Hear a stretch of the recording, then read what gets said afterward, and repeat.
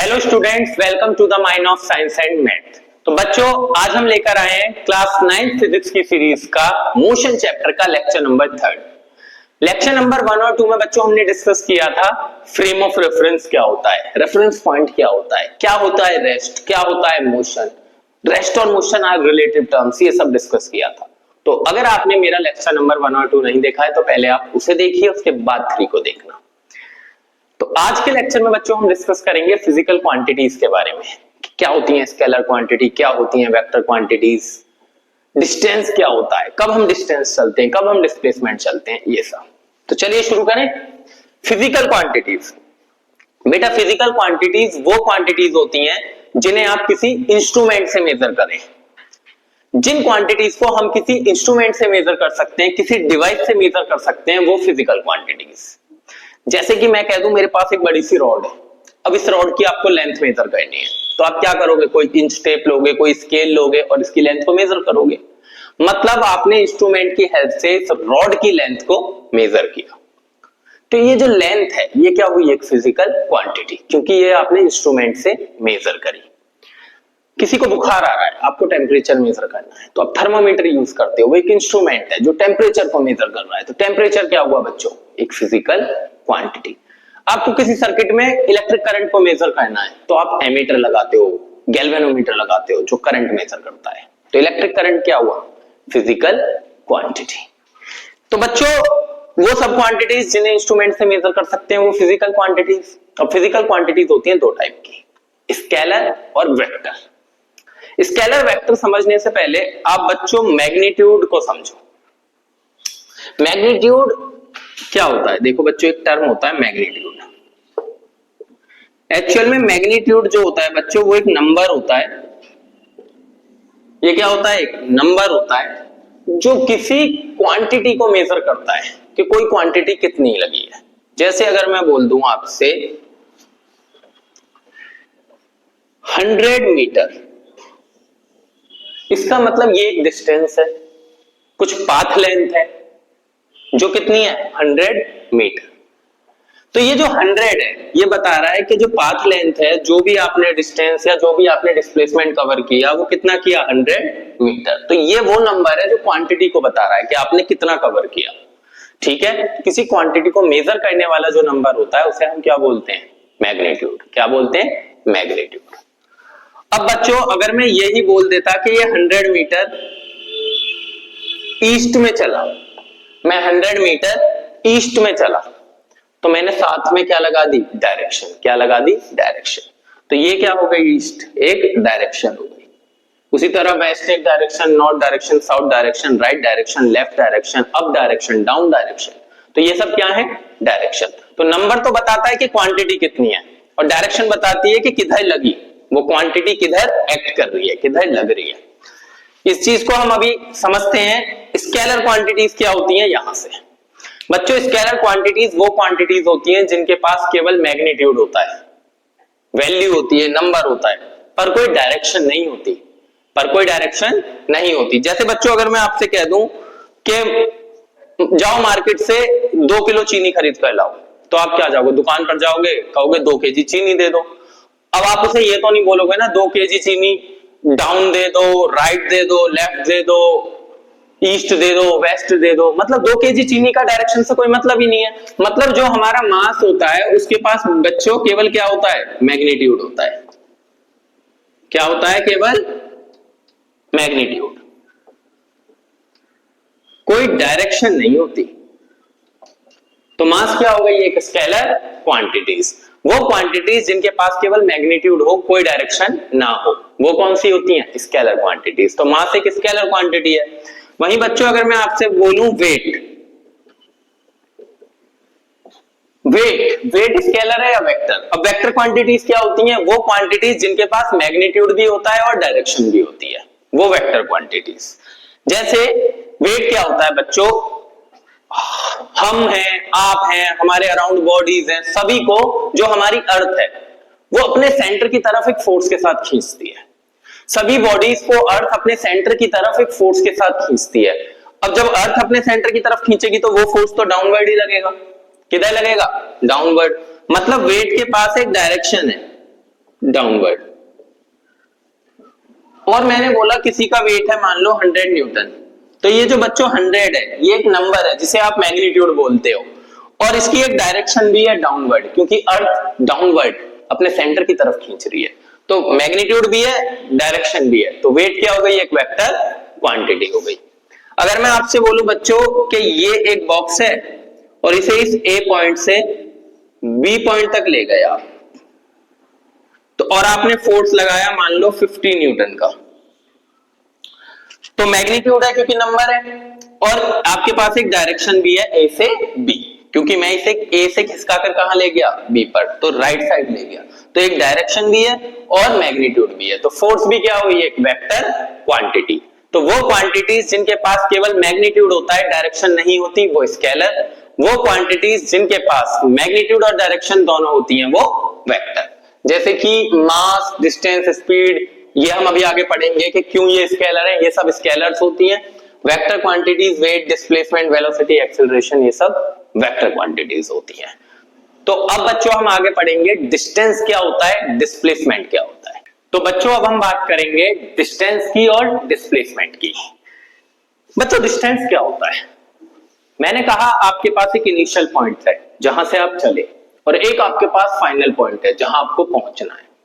तो initial point और final point तक पहुंचने के आपने दो रास्ते देखे, एक लंबा रास्ता और एक छोटा रास्ता। जो लॉन्ग पाथ है, जो बड़ा रास्ता है, उसे हम डिस्टेंस बोलते हैं, और जो छोटा रास्ता है, शॉर्ट पाथ है, उसे हम डिस्प्लेसमेंट बोलते हैं। कैसे, यहां से समझो। मान लो बच्चे हम ए पॉइंट पर थे और हमें बी तक जाना है, हम ए पर थे और बी तक जाना है, तो हमने दो तरीके से बी पर गए। पहले मैं ए से पी गया, अपने दोस्त से मिला, फिर पी से क्यू गया, दूसरे दोस्त से मिला, फिर मैं बी पॉइंट पर गया। मतलब एक्चुअल में मैं कितना चला, A P plus P Q plus Q B. तो एक ये लंबा रास्ता है ए से बी तक जाने का, ये लॉन्ग रूट हुआ, लॉन्ग पाथ हुआ, एक्चुअल पाथ हुआ, इसे हम बोलते हैं बेटा डिस्टेंस। क्या बोलते हैं, डिस्टेंस। तो A P, P Q, Q B, तीनों को मिलाकर क्या बना, डिस्टेंस। जो लॉन्ग रूट हमने कवर किया, बड़ा रास्ता तय किया, वो क्या होता है, डिस्टेंस। वहीं ए से बी जाने का एक रूट ये भी तो है, डायरेक्ट ए से बी चले जाओ। तो ये जो ए बी है ये छोटा रास्ता है, शॉर्ट डिस्टेंस, इसे बोलते हैं हम डिस्प्लेसमेंट। अगर मैं आपसे कहूं क्या ए बी को आप डिस्टेंस बोल सकते हो, हाँ बोल सकते हो, बट ये एक शॉर्ट डिस्टेंस है। क्या है, शॉर्ट डिस्टेंस है, तो एक डिस्टेंस ही शॉर्ट डिस्टेंस, इसलिए उसे डिस्प्लेसमेंट बोलते हैं। और ये जो बड़ा रास्ता है ये क्या हो गया, डिस्टेंस। बच्चों डिस्टेंस एक स्केलर क्वांटिटी है और डिस्प्लेसमेंट एक वेक्टर। कैसे समझते हैं, ए से बी जाने के लिए पहले मैं ए से पी गया, फिर पी से क्यू, फिर क्यू से बी, मतलब पहले ऐसे गया, फिर ऐसे गया, फिर ऐसे गया। क्या मेरे पास कोई एक पर्टिकुलर डायरेक्शन है, क्या मेरे पास कोई एक पर्टिकुलर डायरेक्शन है, नहीं। पहले मैं ऐसे गया, फिर ऐसे, फिर ऐसे। मैग्नीट्यूड तो होगा क्योंकि इसकी भी कुछ वैल्यू होगी, इसकी भी कुछ वैल्यू होगी, इसकी भी कुछ वैल्यू होगी। मतलब डिस्टेंस के पास मैग्नीट्यूड तो है पर कोई पर्टिकुलर डायरेक्शन नहीं है। तो क्योंकि इसके पास मैग्नीट्यूड है, कोई पर्टिकुलर डायरेक्शन नहीं है, इसलिए डिस्टेंस क्या है बच्चों, एक स्केलर क्वांटिटी है। वहीं आप ये देखो ए बी, इस लेंथ को देखो जो कि डिस्प्लेसमेंट है, शॉर्ट पाथ है, इसके पास कुछ वैल्यू भी होगी इस लेंथ की, तो मैग्नीट्यूड भी है और एक पर्टिकुलर डायरेक्शन भी है ए टू बी, तो इसके पास मैग्नीट्यूड भी है और डायरेक्शन भी है, इसलिए डिस्प्लेसमेंट क्या है बच्चों, एक वेक्टर है। क्या है, वेक्टर है।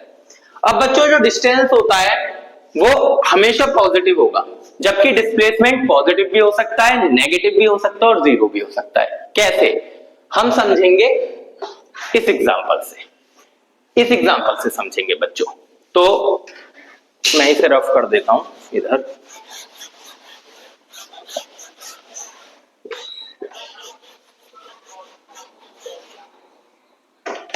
एग्जांपल में देखो बच्चों, मैं आपको ना एक एग्जांपल से समझाता हूं। इससे एक्चुअल में मैं अपना ही बताता हूं कि जब हम गांव जाते हैं, अभी भी छोटे थे जब भी, अभी भी, तो वहां एक बस स्टैंड है और बस स्टैंड से मेरे गांव तक जाने के, मतलब ये ए पॉइंट को मैं बस स्टैंड बोल रहा हूं और बी पॉइंट पे मेरा गांव है, तो इस बस स्टैंड से गांव तक जाने के दो रास्ते हैं। एक तो रोड के थ्रू जो कि लंबा रास्ता है 5 किलोमीटर का, दूसरा खेतों से भाग जाओ, ये छोटा रास्ता है 2 किलोमीटर का। ठीक है, तो मैं यहां 3 केस लूंगा बच्चों। कितने? 3 केस। समझना पहले मैं बात कर रहा हूं, मुझे ए से अपने गांव जाना है बी तक। तो देखो बच्चों, ए टू बी की बात कर रहे हैं। अब इस केस में बताओ डिस्टेंस कितना होगा? ए से बी तक जो लंबा रास्ता है वही डिस्टेंस, जो लॉन्ग रूट कवर करते हैं, लॉन्ग पाथ चलते हैं, वो डिस्टेंस होता है। तो ये जो रोड से गए हो ना 5 किलोमीटर, ये हुआ डिस्टेंस। तो 5 किलोमीटर हो गया डिस्टेंस। और बोलो डिस्प्लेसमेंट कितना होगा? डिस्प्लेसमेंट होगा बच्चों, अब बच्चे कहां से बोले, ये तो वीडियो है। समझो, अब डिस्प्लेसमेंट क्या होगा? ए से बी तक का जो सबसे छोटा रास्ता है खेत वाला, वो डिस्प्लेसमेंट। तो कितना हो गया? 2 किलोमीटर। अभी ये सब क्लियर होगा आपको। सेकंड केस समझो। अब वापस मैं आ रहा हूं बच्चों बी से, ए से वापस ए से चला था, गांव गया, अब गांव से वापस आना है ए। तो ए टू ए, दूसरा केस है ए टू ए। अब अगर मैं इस रास्ते से गया और इस रास्ते से लौटकर आया, तो बताओ मैं कितना डिस्टेंस चला? लॉन्ग रूट तो यही हुआ ना, पहले 5 किलोमीटर गया, फिर 5 किलोमीटर लौट कर आया। तो डिस्टेंस कितना चले? 5 + 5 10 किलोमीटर। बताओ बच्चों डिस्प्लेसमेंट कितना चले? ए से लौटकर ए पर आए हैं, तो पहले ए से बी गए खेत के रास्ते 2 किलोमीटर, फिर वापस बी से ए आए, ठीक है 2 किलोमीटर। बट समझो, पहले ए से बी गए 2 किलोमीटर, ठीक है, फिर प्लस बी से ए आए 2 किलोमीटर। पर बच्चों मैं उसे ना -2 लिखूंगा। पूछो क्यों? क्योंकि अभी हमने डिस्कस किया कि डिस्प्लेसमेंट एक वेक्टर क्वांटिटी है। कैसी क्वांटिटी है? वेक्टर क्वांटिटी के पास डायरेक्शन होती है। तो कार्टेशियन के अकॉर्डिंग अगर आप इधर पॉजिटिव ले रहे हो तो इधर कैसा लोगे? नेगेटिव। तो अगर ये वाला 2 पॉजिटिव था तो ये वाला क्या हुआ? नेगेटिव। प्लस माइनस माइनस, तो क्या आया? 0। मतलब डिस्प्लेसमेंट 0 कब होगा? बॉडी ए से चली थी और लौटकर ए पर आ गई। तो बेटा जब भी कोई बॉडी इनिशियल पॉइंट से चलकर वापस इनिशियल पॉइंट पर आ जाती है तो उसका डिस्प्लेसमेंट 0 होता है। अब उसका पाथ कैसा भी रहा हो, वो स्क्वायर में चले, सर्कल में चले, ट्राइंगल में चले, कहीं भी चले, पर जहां से चली अगर लौटकर बॉडी वहीं आ गई तो डिस्प्लेसमेंट क्या होगा? 0। क्या होगा? 0। तो ए से चली थी, लौटकर ए पर आ गई, तो डिस्प्लेसमेंट क्या हो गया? 0। थर्ड केस समझो बच्चों। अब ए से वापस आना है हमें सी पर। अब समझना, अब मेरा प्लान था बच्चों कि जो बस स्टैंड है उसके पीछे 1 किलोमीटर पीछे क्रिकेट ग्राउंड है, हमें यहां क्रिकेट खेलने जाना है। और अभी हम गांव पहुंचे भी नहीं, अभी हम बस स्टैंड पे ही हैं। हमने कहा भाई बस गांव जाएंगे, खाना पीना बाद में करेंगे, बस सबसे मिलकर तुरंत क्रिकेट के लिए आएंगे। तब निकालो कितना डिस्टेंस और डिस्प्लेसमेंट होगा। तो देखो बच्चों, 2 रास्ते, आप रोड से गए, वापस आए, फिर 1 किलोमीटर आए वो पीछे। समझ आया? अगर मैं डिस्टेंस की बात करूं तो रोड से गए 5 किलोमीटर लंबा रास्ता, वापस आए 5 किलोमीटर, फिर 1 किलोमीटर और चले पीछे, ठीक है। तो डिस्टेंस कितना हो गया? 5 + 5 + 1 कितना आया? 11 किलोमीटर, 11 किलोमीटर। अगर मैं बच्चों आपसे पूछूं डिस्प्लेसमेंट कितना चला आपने, देखो ए से गए बी तक, बी से आए ए पर, यहां तक तो 0 निकाल चुके हो पहले। ए से वापस ए तक आने में कितना चले? 0। अब ए से सी तक जाना है, तो इधर डायरेक्शन पॉजिटिव थी, तो इधर कितनी हो गई? नेगेटिव। तो कितना डिस्प्लेसमेंट हुआ? -1 किलोमीटर। कितना हुआ? -1 किलोमीटर। तो बच्चों समझ आया? अच्छा, जो मैं कार्टेशियन की बात कर रहा हूं, साइन की, वो केवल डिस्प्लेसमेंट में आ रहा है, डिस्टेंस में नहीं आ रहा है, क्योंकि डिस्टेंस एक स्केलर क्वांटिटी है, वो डायरेक्शन पे डिपेंड नहीं करती। डिस्प्लेसमेंट डायरेक्शन पे डिपेंड करता है। तो हमने इस एग्जांपल से समझा बच्चों कि डिस्प्लेसमेंट पॉजिटिव भी हो सकता है, नेगेटिव भी हो सकता है और 0 भी हो सकता है, बट डिस्टेंस हमेशा पॉजिटिव रहेगा। क्या रहेगा? पॉजिटिव। तो डिस्टेंस जो होगा वो टाइम के साथ हमेशा बढ़ेगा, जबकि डिस्प्लेसमेंट घट भी सकता है, वो हमने यहां देखा भी है। तो आई होप आपको डिस्टेंस और डिस्प्लेसमेंट अच्छे से समझ आया होगा। वैसे एक चीज और, अगर मैं आपसे यूनिट पूछूं तो डिस्टेंस हो या डिस्प्लेसमेंट, वो एक लेंथ ही तो है, तो यूनिट क्या होगी दोनों की? मीटर होगी। क्या होगी? मीटर होगी। तो आप अपना बहुत ख्याल रखिए, खुश रहिए, जुड़े रहिए हमारे साथ। Thank you. Subscribe to my channel.